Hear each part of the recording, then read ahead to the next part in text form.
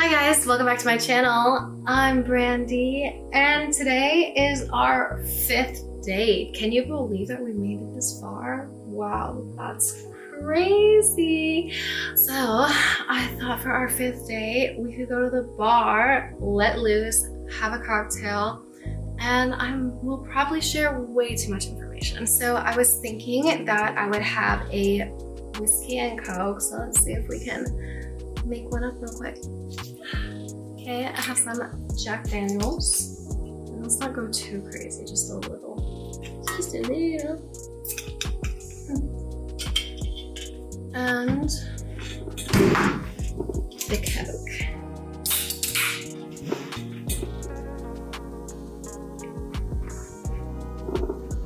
Cheers. Ah, that's good. That's super good. I can definitely taste the Jack though. Okay, so now that we have the liquor flowing, I thought we could talk about why all of my past relationships didn't work out. So let's go ahead and talk about my first boyfriend. I'm really gonna spill the beans here. So I'm gonna tell you why I broke up with, or why it didn't work out with, all of the guys that I dated more seriously or more long-term. So for my first boyfriend, the reason why that ended, that was my high school, I don't even want to say sweetheart because like it was honestly a bad relationship. I had no idea what a boyfriend should be or like the rules of a relationship. So it got toxic very fast because he would be like, oh, like that's wrong of you to do. And then I would just like follow every single suggestion that he had. And digging deeper into that, that really wasn't the reason why we broke up. The reason why we broke up was he was really bad at money. He actually, I wouldn't say that he had a gambling addiction, but like he kind of did. And I know that's weird to say that he had a gambling addiction in high school, but bear with me, I'm not lying, it's true. We would go to the poker room and would play, and he would play until he lost all his money. And then it was asking me for money. And then I would give him some money because I believed in him and his goals and his dreams to become a poker superstar. And yeah, I was essentially a piggy bank. And yeah, it's just really poor money management, and I paid for everything. And as the relationship progressed, it definitely got more and more toxic, where if I told him no, I wasn't gonna pay for something that he wanted, oh, he would freak out. He would freak out. So had to cut that one off. But that's a pretty obvious one, right? It's kind of toxic. It's more than kinda. It was. Okay, so the next guy I dated, total sweetheart. The problem was that he had no motivation to pursue things in life, and just felt like it wasn't worth it and it was gonna be too much work to do it, and it wasn't even gonna, even after all that work, it wasn't gonna be what he really wanted it to be, and just kind of was stuck in like this depressive state. And I remember like pushing him and telling him like, you have to like try, like I really want you to do this, like I really want you to do that. And I feel like I started to feel like I was kind of his mom, and I don't want a relationship like that where I have to push you to go after your dreams. Like I want you to have like such drive that you can just go and do it regardless if I'm there or not, you know? I want it to come from within. Plus, do you know how exhausting it is to constantly be on somebody and trying to like push them? And like, obviously I want the best for them. And it's an added weight because I already have to do my stuff. And now I feel like I have to do your stuff too. So, my third boyfriend. So, I had already been moved out for a couple years now on my own, and I moved in with this guy. And I really liked him. And the reason why it didn't work out is because he had, I mean, there's two reasons. For me personally, from my side,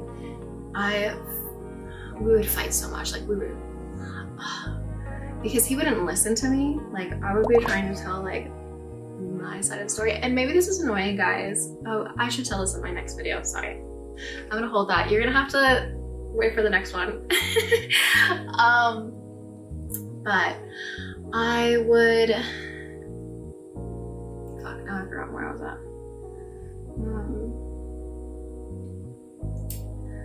Yeah, anyway, so he wouldn't listen to me when I was talking or trying to say like my opinion, when we were having confrontation and when we were arguing. Like I would try to say my reasoning for why I did something or that, and he would just not listen to me, would never accept the reason that I did it, and would always think that the reason why I did it was something evil and malicious and mean and selfish and just like not with his best interest at heart. And he would just get triggered, and then I would get triggered, because if you're not listening to me and you're not understanding me and you're assuming, you're making judgments on my character to be, you know, not who I am. Obviously I was like, what the fuck? And would freak out, and then it would just escalate and escalate and escalate and escalate. And then all of a sudden we're yelling at each other. The poor Uber driver's in the front seat. He's like, oh. We get out of the car, walk home, like, like just so much chaos. Like I can't tell you how many times he would like come home like in the middle of the night and just start yelling at me, like so aggressive. He also had a chip on his shoulder because he thought I was with him for money, and like he was well off. I mean, like he was supporting himself, but he wasn't rich. Like he was not a rich man. And I was just like, if I wanted, like, okay, I was a struggling model at the time, so let me just put that out. Like I could not afford, I was living in New York, I could not afford to live in New York. Like it was too much.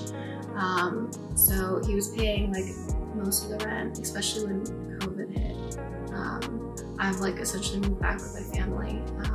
So yeah, I mean, it wasn't, my name was not on the lease either. So he would accuse me of being like a gold digger, and then I was only with him for his money, which is not true, because if that's what I was, like, and not to be like conceited and to sound like mean, but like if I really wanted to be with a guy with money, like I wouldn't have been with him, because he didn't even like have that much money. So it was a weird like dynamic, you know. And I'm like, I don't date people for that reason at all. Like that's not who I am. Like I really like, you know, shit happens. Like people lose their money. Like I want to be with somebody that I actually love. Like I can provide for myself, especially I want to provide for myself, and I can provide for myself at this moment. So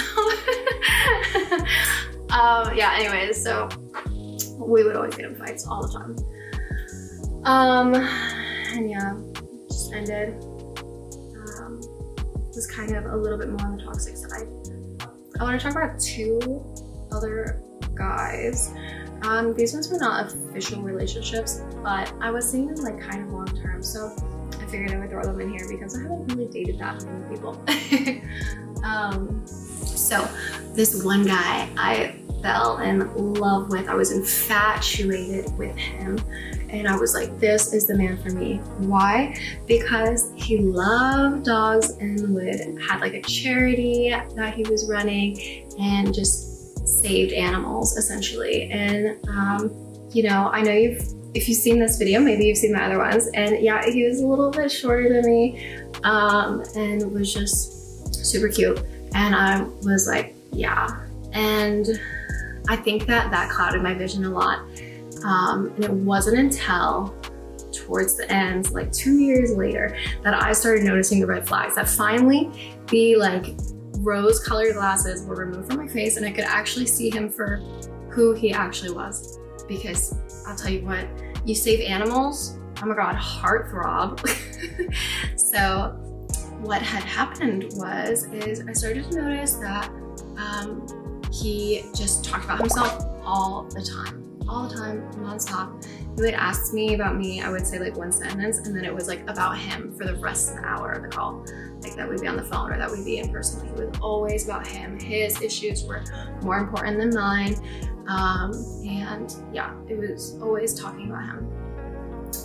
And then in addition to that, he kind of had anger issues, and he would like go off and like yell like online and stuff. And I don't know, that's too much. Like even though it was kind of like warranted, he would get like crazy into it, like really intense, and would like start yelling. And I'm just like I personally don't want to be around that much negative, intense energy. It was never directed towards me, thank God. But it was a lot. It was overwhelming. And the fact that when we talked, it was always about him. I was just like, this is too much for me. Like, I feel like I like him more than he likes me, you know? And that's so not the vibe. So not the vibe. So the last one that I'm gonna talk about. Okay, so I was seeing this guy, like I said, like nothing was, it wasn't an actual relationship. It was just like staying casually. And like, I also felt like I was in love, you know? I was like, oh, I love this. And I had so much fun, I had such a good time. And something ended up happening. Like, everything was perfect, everything was rosy. And then we had one massive conflict. And after that, even though I apologized, which I feel like it should have been a mutual apology, but it wasn't. I was the only one who apologized. Just after that, like, the whole dynamic had changed. And it was like, I don't know, I just felt like he didn't see me anymore, and his opinion of me had changed. And then it got just kind of like crazy. And then I got like twisted up into this like whirlwind of, I want what we used to have. And that wasn't what we had anymore. But I wanted that so much that I would just try to find it, and was like clinging and trying to hold on to the little bits that I could. But it was never the same. It was never the same. And yeah, I mean, I don't even really like that person anymore. I mean, we left kind of on like, okay, good terms, but I feel like I have a lot of like inner turmoil about it, because it's just a lot of like weirdness, like a total weirdness that engulfs the relationship. And it's still weird. That's the thing, like, it's still weird. So yeah, that probably doesn't make any sense to you, but I'm trying to keep this like PG.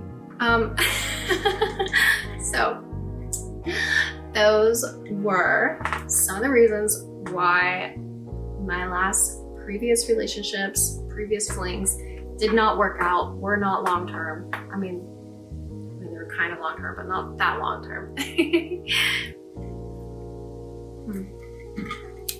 And why we had to call it quits, and why I had to keep searching.